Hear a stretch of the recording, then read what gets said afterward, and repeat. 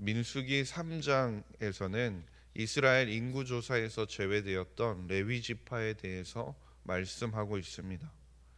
레위 지파는 민수기 1장에서 하나님께서 하나님의 군대를 계수할 때도 포함되지 않았고, 어제 살펴본 민수기 2장에서 살펴보면 모든 진영의 중심에 레위 지파가 있었고, 행진을 할 때도 그 진의 중심에는 레위 지파가 자리하고 있었습니다.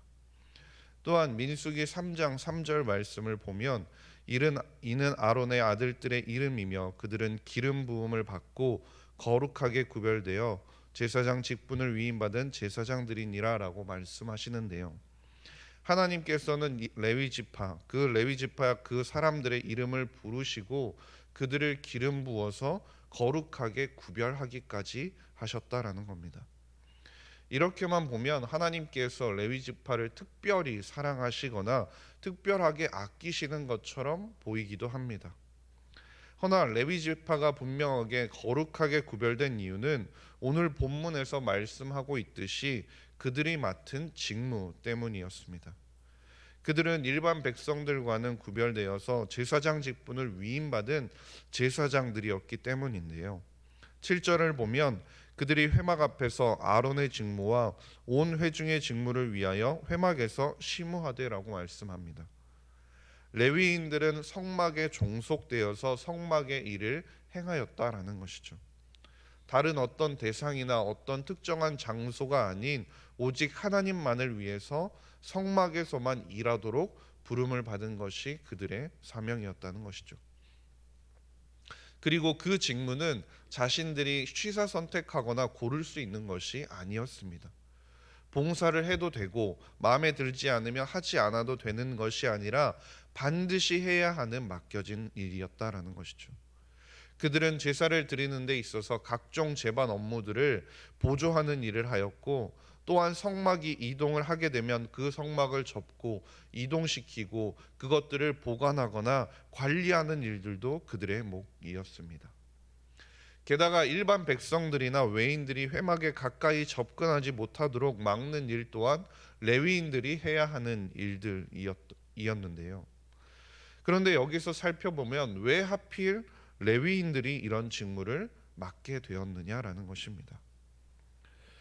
그림을 하나 살펴보시면요, 야곱의 12아들을 보여주는 그림인데요, 야곱의 12아들 가운데 첫째가 누군지 보이십니까? 1번이라고 쓰여진 르우벤입니다. 그러면 레위는 지금 몇째 아들인가요? 네, 저기 빨간색 동그라미의 세 번째 아들입니다.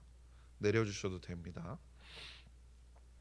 그 제사장이라는 직분, 그 직분이 하나님의 장막을 지키고 하나님과 이스라엘 사이에 어쩌면 교량 역할을 하는 매우 중요한 위치라면, 우리가 쉽게 생각해 보면 장자가 해야 하는 것이 옳지 않을까요?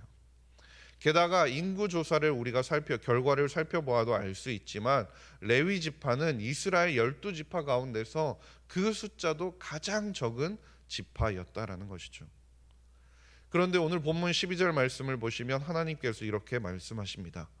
보라, 내가 이스라엘 자손 중에서 레위인을 택하여 이스라엘 자손 중에 태를 열어 태어난 모든 자를 대신하게 하였은즉 레위인은 내 것이라 라고 말씀하시는 거죠.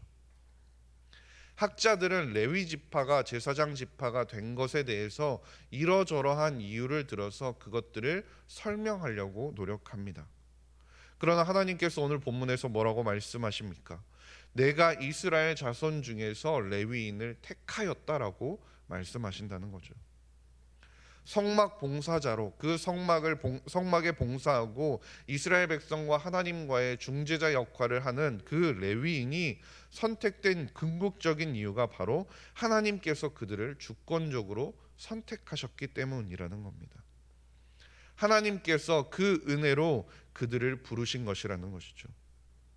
예배소서 1장 4절에 나오는 것처럼 곧 창세전에 그리스도 안에서 우리를 택하사 우리로 사랑 안에서 그 앞에 거룩하고 흠이 없게 하시려고 라는 것처럼 그리스도 안에서 하나님께서는 레위인을 선택하셨고 그들로 이스라엘의 영적 장자로 삼으셨다라는 겁니다.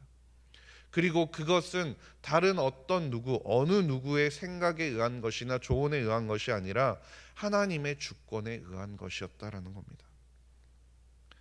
우리가 잘 알다시피 하나님께서는 애굽에서 나오기 전에 마지막 재앙을 통해서 애굽의 모든 장자 그리고 짐승의 첫 새끼들을 다 죽이셨습니다.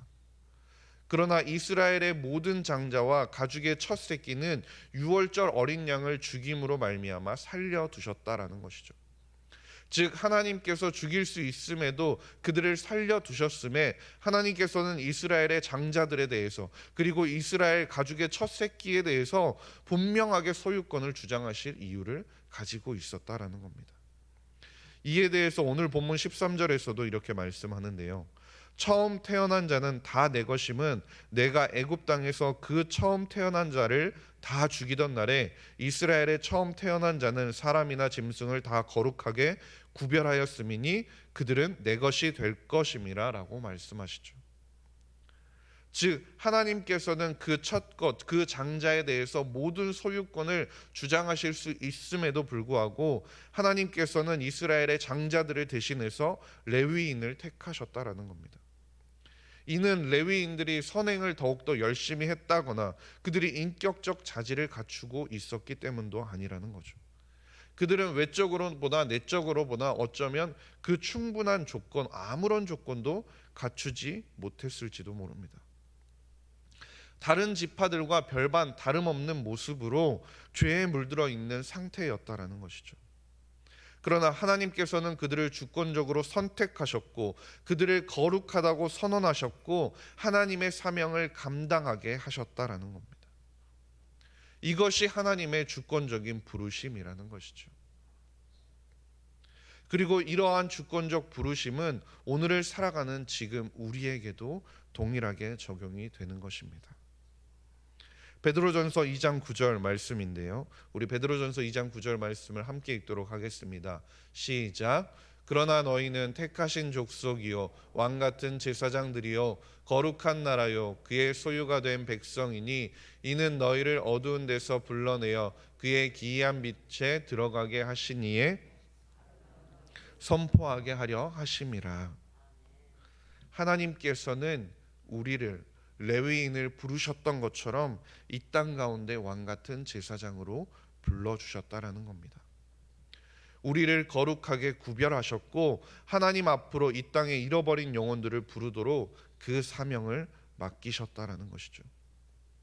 그런데 우리가 반드시 기억해야 할 것이 무엇이냐면 레위인을 선택하셨던 것처럼 하나님께서 수많은 세상의 사람들 가운데서 우리를 택하신 것은 우리가 잘났기 때문이 아니라는 것입니다. 세상에 나오는 뉴스를 한번 보십시오. 우리보다 똑똑한 사람들이 얼마나 많습니까? 경제적으로 풍족하고 힘이 세거나 권력이 많거나 다재다능한 사람이 얼마나 많습니까? 그러나 하나님께서 부르신 것은 그 사람들이 아니라는 것입니다. 나를, 여러분을 하나님께서는 자녀로 부르셨고 제사장의 직분을 감당하도록 부르셨다라는 것이죠. 이사야 43장 1절 말씀을 보면 야곱아 너를 창조하신 여호와께서 지금 말씀하시느니라 이스라엘아 너를 지으신 이가 말씀하시느니라 너는 두려워하지 말라 내가 너를 구속하였고 내가 너를 지명하여 불렀나니 너는 내 것이라 라고 말씀하신다는 것이죠. 하나님께서는 다른 사람이 아니라 나를 꼭 집어서 우리를 꼭 집어서 우리를 지명하여 하나님의 것이라 부르셨다라는 것이죠. 이 부르심을 믿으십니까? 이것은 우리가 자랑할 것이 아닙니다. 교만해야 할 것도 아니라는 것이죠. 왜냐하면 이 모든 것이 하나님의 은혜이기 때문입니다. 그 은혜를 기억하며 살아가는 자에 관해서 로마서에서는 이렇게 말씀하는데요. 로마서 14장 7절과 8절 말씀에 우리 중에 누구든지 자기를 위하여 사는 자가 없고 자기를 위하여 죽는 자도 없도다. 우리가 살아도 주를 위하여 살고 죽어도 주를 위하여 죽나니 그러므로 사나 죽으나 우리가 주의 것이로다.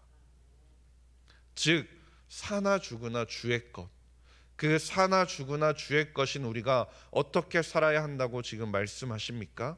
살아도 주를 위하여 살고 죽어도 주를 위하여 사는 삶, 그 삶을 우리가 살아야 한다라고 말씀하시는 것입니다. 이것이 주님의 것으로 부름받고 하나님께서 너는 내 것이다라고 말씀하며 부르신 우리가 살아가야 하는 모습이라는 것이죠. 레위 지파가 제사장의 직무를 감당할 때 있어서 그것들을 취사 선택할 수 없었던 것처럼 주님의 부르심과 주님께서 우리에게 맡기신 그 사명은 우리가 하고 싶어서 하고 하지 않아도 되는 것이 아니라 우리가 반드시 이 땅 가운데서 감당하며 살아가야 하는 삶의 모습이라는 것입니다. 간절히 바라기는 하나님의 그 주권적인 구원의 은혜를 우리가 기억하면서 그 은혜에 감사함으로 하나님의 부르심에 그 합당한 삶을 살아가기 위해서 오늘 하루도 힘써 살아가는 모든 성도님들이 될 수 있기를 주님의 이름으로 간절히 소망합니다.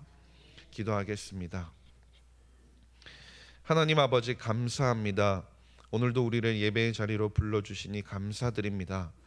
이스라엘 백성들 가운데 레위 지파를 주권적으로 선택하여 주셨던 것처럼 우리를 하나님의 자녀이자 왕 같은 제사장으로 주권적으로 부르셨음을 기억하게 하여 주시옵소서.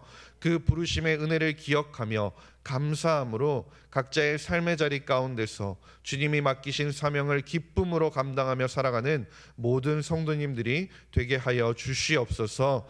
감사드리며 모든 말씀 우리 구주 예수 그리스도의 이름으로 기도드렸습니다. 아멘.